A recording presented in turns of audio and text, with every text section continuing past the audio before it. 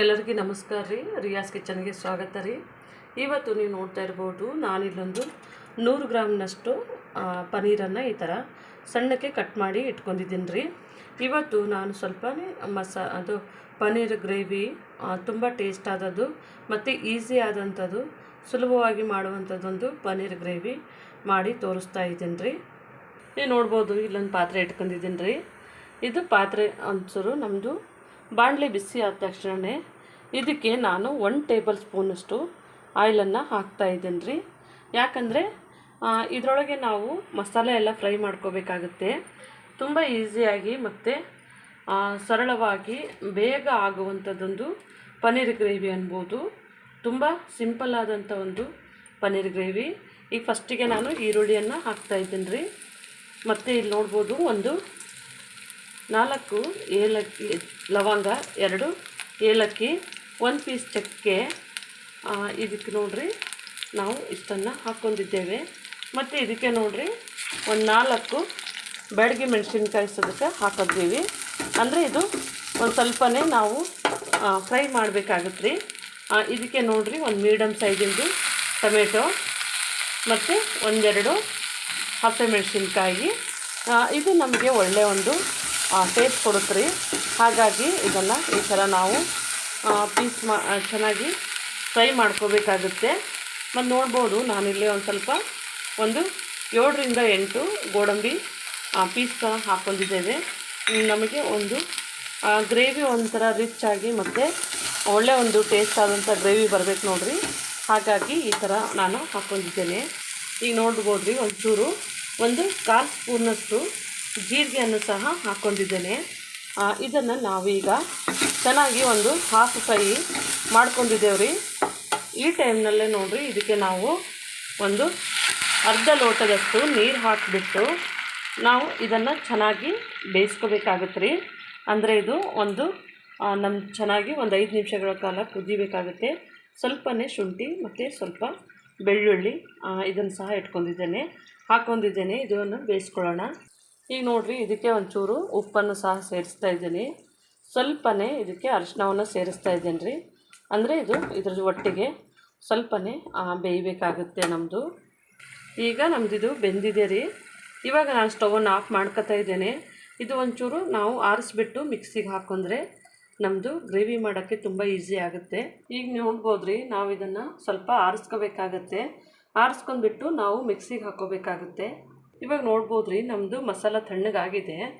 ನಾವು ಇದನ್ನು ಮಿಕ್ಸಿಗೆ ಹಾಕೋತಾ ಇದ್ದೇವೆ.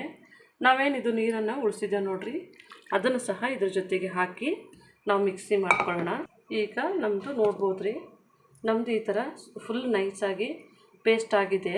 ಈಗ ನಾವು ಪಾತ್ರೆಯನ್ನು ಬಿಸಿಗೆ ಇಟ್ಕೊಂಡಿದ್ದೇವೆ ರೀ. ಇದಕ್ಕೆ 2 ಟೇಬಲ್ ಸ್ಪೂನಷ್ಟು ಆಯಿಲನ್ನು ಸಹ ಹಾಕೋತಾ ಇದ್ದೇವೆ. ಇವಾಗ ನೋಡಿರಿ, ಇದಕ್ಕೆ ನಾವು ಸ್ವಲ್ಪ ನಮ್ಮದು ಆಯಿಲ್ ಬಿಸಿ ಆದಮೇಲೆ ನಾವು ಇದಕ್ಕೆ ಒಂದು ಸ್ವಲ್ಪನೇ ಈರುಳ್ಳಿ ಸಹ ಸೇರಿಸ್ಕೊಳ್ಳೋಣ. ಈರುಳ್ಳಿಯನ್ನು ಹಾಕ್ತಾಯಿದ್ದೀವಿ ರೀ. ಈಗ ನೋಡ್ಬೋದು ರೀ, ನಮ್ಮದು ಸ್ವಲ್ಪ ಈರುಳ್ಳಿ ಇದಾಗಿದೆ, ಸ್ವಲ್ಪ ಫ್ರೈ ಆಗಿದೆ. ನಾವು ಇದಕ್ಕೆ ರುಬ್ಕೊಂಡಿದ್ದೆ ನೋಡಿರಿ, ಆ ಮಸಾಲವನ್ನು ಹಾಕೋತಾ ಇದ್ದೀನಿ.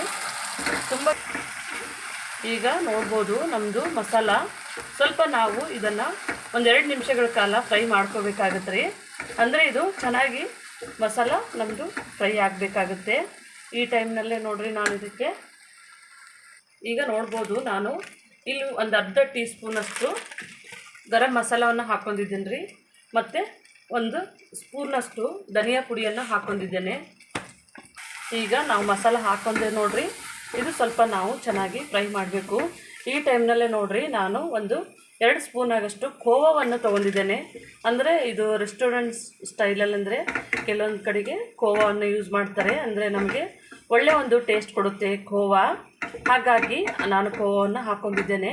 ನಿಮಗೆ ಬೇಕಿದ್ದರೆ ಇನ್ನೊಂದು ಸ್ವಲ್ಪ ಚಿಲ್ಲಿ ಅಂದರೆ ಬೇಕಾದರೆ ಚಿಲ್ಲಿ ಪೌಡ್ರ್ ಮೇಲೆ ನೀವು ಯಾವುದಾದ್ರೂ ಹಾಕ್ಕೋಬೋದು. ನಾನು ಬ್ಯಾಡಿಗೆ ಹಾಕಿದ್ದೀನಿ, ಹಸಿಮೆಣಸನ್ನು ಹಾಕಿದ್ದೀನಿ ನೋಡಿರಿ. ಹಾಗಾಗಿ ನಮ್ಮದು ಚೆನ್ನಾಗಿ ಒಳ್ಳೆಯ ಒಂದು ಇದು ಬಂದಿದೆ, ಖಾರನೂ ಬಂದಿದೆ. ಈಗ ನಾನು ಇದಕ್ಕೆ ಪನ್ನೀರನ್ನು ಹಾಕ್ತಾಯಿದ್ದೀನಿ. ಅಂದರೆ ಪನ್ನೀರ್ ಇದ್ರ ಜೊತೆಗೆ ನಾವು ಚೆನ್ನಾಗಿ ಮಿಕ್ಸ್ ಮಾಡಬೇಕಾಗುತ್ತೆ ರೀ. ನಮ್ಮದು ಸ್ವಲ್ಪನೇ ಈ ಟೈಮ್ನಲ್ಲಿ ನಾನು ರುಚಿಗೆ ತಕ್ಕಷ್ಟು ಇನ್ನೊಂದು ಸ್ವಲ್ಪ ಉಪ್ಪು ಹಾಕ್ತಾಯಿದ್ದೀನಿ ರೀ. ಅಂದರೆ ಇದು ನಮಗೆ ಗ್ರೇವಿ ಇವಾಗ ಬೆಂದಿದೆ. ನಾನು ಇದಕ್ಕೆ ನೋಡಿರಿ ಒಂದು ಸ್ವಲ್ಪನೇ ನಾವು ಜಾರ್ನೇನು ಇಟ್ಟಿದ್ದೆ ನೋಡಿರಿ, ಅದನ್ನು ತೊಳೆದ್ಬಿಟ್ಟು ಹಾಕೋತಾ ಇದ್ದೇನೆ. ಸ್ವಲ್ಪನೇ ಬೇಯಬೇಕಾಗುತ್ತೆ. ಈಗ ನೋಡ್ಬೋದು ರೀ, ನಮ್ಮದು ಗ್ರೇವಿ ಈ ಥರ ಆಗಿದೆ. ನಾನು ಇದನ್ನು ಸ್ಲೋ ಫ್ಲೇಮ್ನಲ್ಲೇ ಒಂದು 3 ನಿಮಿಷಗಳ ಕಾಲ ಬೇಯಿಸ್ತೀನಿ ರೀ.